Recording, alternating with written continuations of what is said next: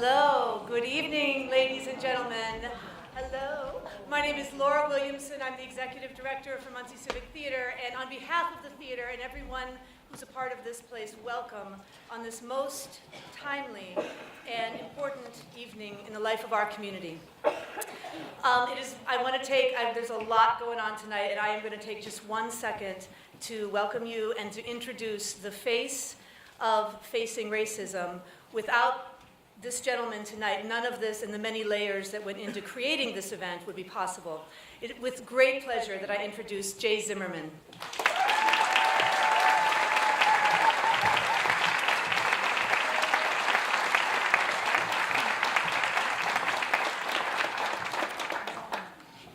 Well, I was going to say how great it is to see the audience, but I can't see the audience. I just want to say something. You know, I may be the face of facing racism, but I am only 2 hands out of many, many hands that have brought this together and made the project possible. It is really heartwarming to be here tonight with you.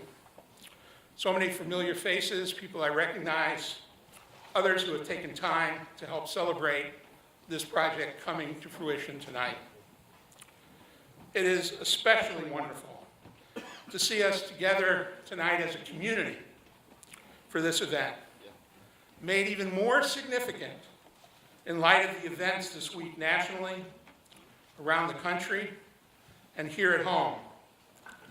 The loosening of racism and other bigotry in its most repugnant forms. We will hear about facing racism tonight, but we are still facing racism and have been. Last evening we learned, much to my dismay and the dismay of others, that the MLK Freedom Bus had been vandalized. Racism and bigotry are even further out of the closet now.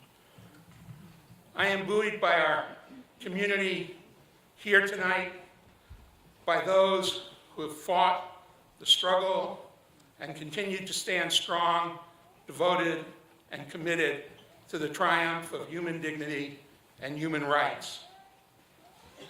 Tonight, I want to call on all allies to stand strong in opposition to the intolerance and bigotry we see all around us. It's not like it hasn't been there, but now the purveyors feel empowered. It will take all of us, white, black, yellow, brown, straight and gay, able-bodied and disabled, to stand strong and build our wall, a wall against intolerance and hate and injustice, so that again, we shall overcome.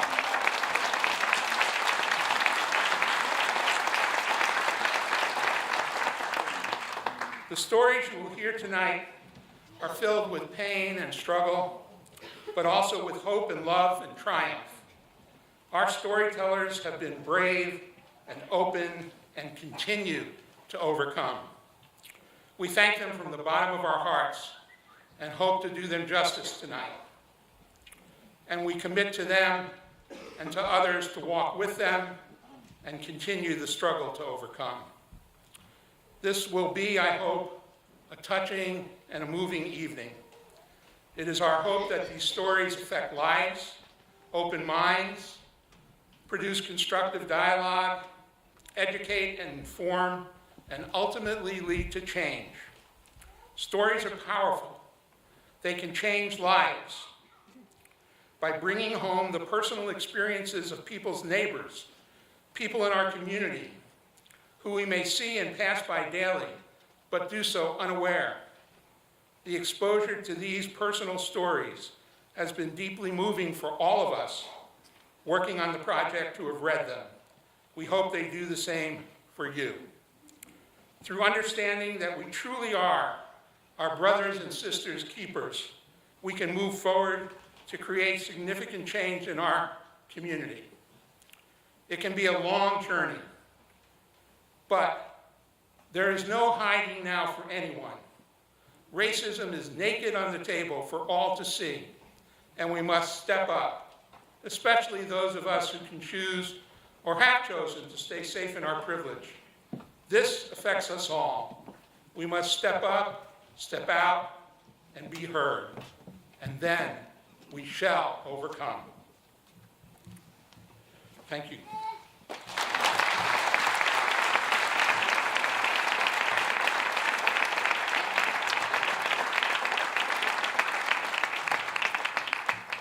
This project involves many people, and there are so many people to thank for this event, for the book that you have in your hands, and for the whole process of making this possible.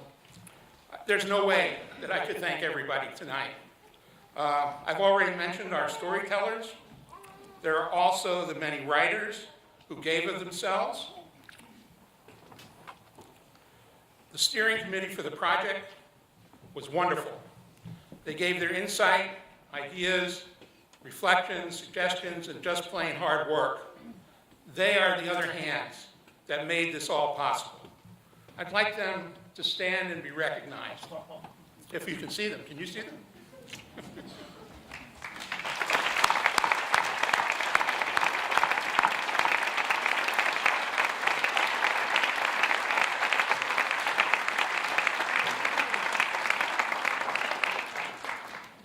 For this evening, I want to especially thank Michael Dane, who scripted and directed the performance you will see. He jumped into this readily, committed himself to the project, and has been dedicated to giving it meaning this evening, and has recruited a wonderful group of actors, readers, to bring the stories to you. I also want to thank Laura Williamson, Executive Director of Civic Theater, for her involvement and commitment to the project from the very start, as well as the terrific staff here at Civic. It will be impossible to thank everybody. You can see on the screen now and during intermission the sponsors who have contributed to make this program happen. But especially I want to thank the Muncie Public Library and the Human Rights Commission, who funded us initially to connect with the Facing Project to make this all possible. Also, Kelsey Timmerman and J.R. Jameson, the founders of the Facing Project, have been amazing to work with, have been devoted to this project at a level I never really expected in the beginning. They have been wonderful. Thanks to the Muncie Action Plan for becoming our fiscal agent, and that allowed us to apply for grants and for people to make tax-deductible contributions. And thanks to our major funders, Community Foundation of Muncie and Delaware County, and the Champions for a Safe Community. To everyone else who I couldn't mention, thank you. I want to introduce Michael Dane, who will just talk. He says 1 minute. He gets 1 minute, so I'm going to let him go.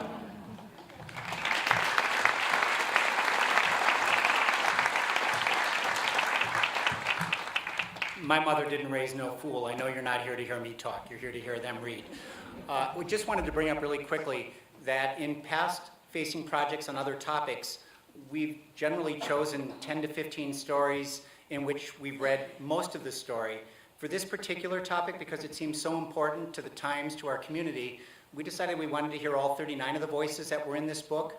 So the book has the entire stories, and they're compelling, and I hope that you will read them all in their entirety. What we've tried to do as readers is to edit the stories in a way in which you get at least a flavor, a shading, the golden nuggets that are in the stories, so that all of them become a montage of 39 different voices, all speaking to a topic that obviously is a topic that we all need to be addressing, but that in such a way that everybody was represented instead of just a handful of stories that we chose to represent the others. There were several readers that needed to, at the last minute, they weren't able to be here tonight, so I just wanted to make sure that there's a few people who aren't in the program that did get some credit for what they're going to read as well. The story of Sam Abrams' story will be read by Emmanuel Simon. Daniel Stalling's story will be read by Johnny Taylor. Fred Long's story will be read by Michael Hassel. And Mina Saman's story will be read by Andre Williams. So I know that they're not in the program, but hopefully as they come up, at least you'll have some sense that they're doing something in addition. They came in at the last minute and they decided that they really wanted to be part of this project as well. I hope you enjoy the work that all of the people that Jay thanked have done on this project, and that it speaks to you in a way in which the dialogue can begin right after we're done with the readings tonight in order to make our community and society a better place to live. Thank you.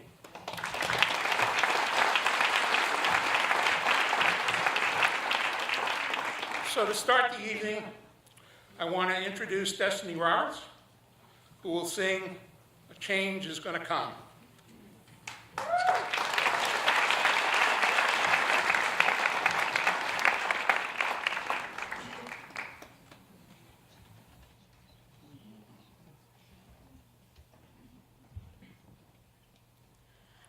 I was born by the river in a little tent.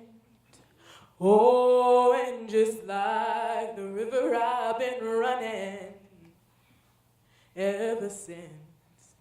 It's been a long, long time coming, but I know a change gon' come.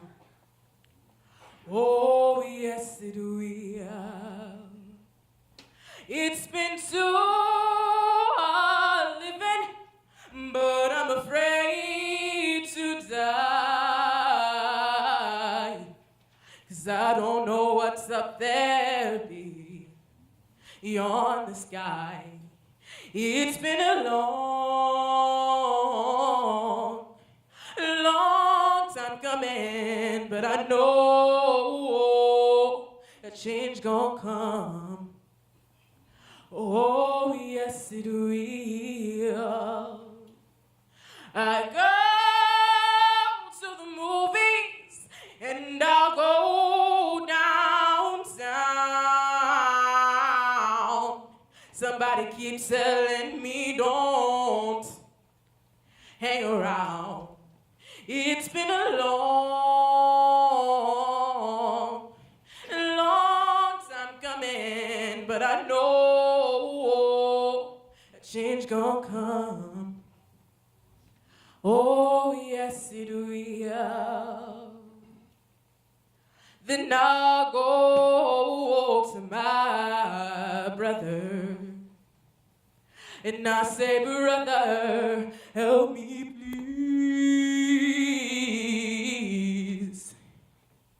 But you wind up knocking me back down on my knees. Oh, there's been times that I thought I couldn't last for long, but now I know I'm able to carry on. It's been a long, long time coming, but I know a change gon' come. Oh, yes, it will. A change gon' come. Oh, yes, it will.